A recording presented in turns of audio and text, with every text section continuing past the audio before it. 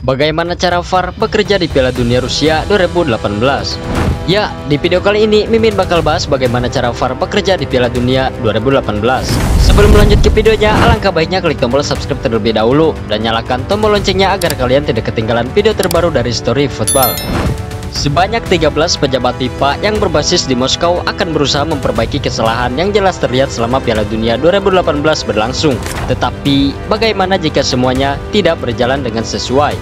Tak lepas dari semua itu, teknologi VAR menjadi salah satu bagian penting yang ada pada rencana tersebut. Posisi Piala Dunia menjadi serangkaian tontonan yang tak ada hilapnya sama sekali.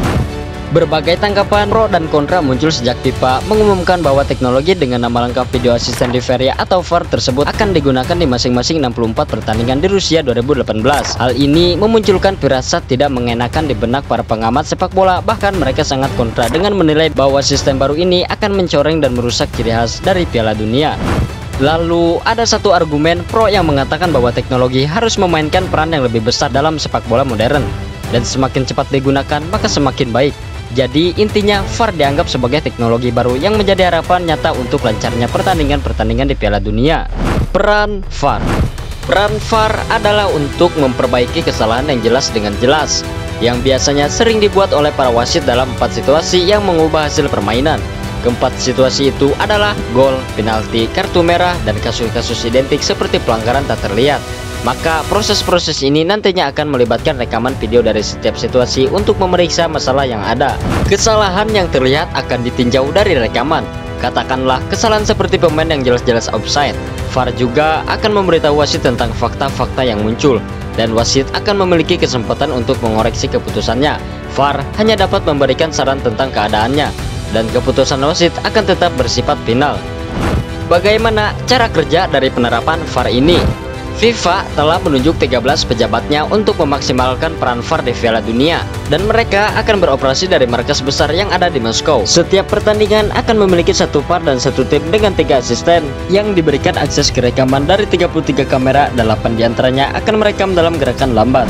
Jika tim menemukan kesalahan, VAR kemudian akan menghubungi wasit di lapangan melalui lubang suara. VAR lalu memberitahu wasit apakah ada kesalahan atau apakah mereka harus memeriksa keputusannya sendiri. Wasit kemudian dapat bertindak atas informasi itu dengan segera, atau memilih untuk meninjau rekaman di layar sisi lapangan. Selain itu, wasit juga dapat meninjau kembali keputusan asli rekaman atau dapat membiarkannya. Masalah VAR sejauh ini.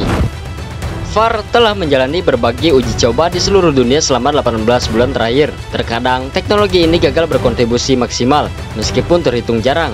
Menurut sebuah penelitian yang dilakukan pada uji coba, VAR meningkatkan akurasi keputusan perwasitan dalam 93% menjadi 98,8%. Tapi kendati begitu masalahnya, VAR lebih menunjuk pada isi kesalahannya daripada keputusannya.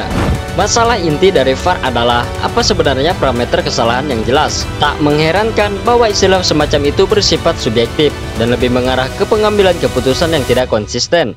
Itu berarti wasit akan menurunkan kualitas ketegasan. Perubahan apa yang dibuat untuk Piala Dunia?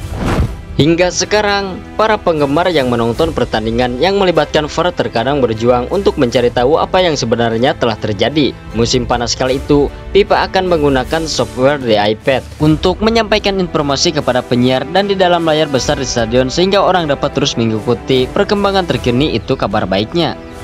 Dan kabar buruknya adalah bahwa VAR yang sementara baru saja ditunjuk sebagai teknologi berpengalaman tidak akan serta-merta menjadi keputusan resmi wasit, dan hal ini sepertinya akan sangat menyulitkan proses pengambilan keputusan lebih lanjut. Keuntungan dari penerapan VAR. Sepertinya keuntungan besar tergantung dari apakah Piala Dunia 2018 kali ini akan lebih menarik perhatian dunia atau tidak dengan penerapan VAR. Pendapatan FIFA pada tahun 2014 saja hanya di bawah 5 miliar dolar. Dan jika ditanya apakah keuntungan di tahun ini menjadi permasalahan yang besar atau tidak bagi FIFA, di sisi lain, selain VAR yang akan digunakan untuk mencoba memastikan sistem penegak keputusan bekerja dengan baik atau tidak, teknologi lain pun telah diterapkan untuk memaksimalkan jalannya pertandingan. Akan tetapi, jika penerapan teknologi ini menyebabkan banyak masalah pada minggu pertama turnamen, sepertinya semua pihak akan mengharapkan seseorang untuk turut campur tangan baik secara publik atau sebaliknya guna menghentikan penerapan teknologi tersebut.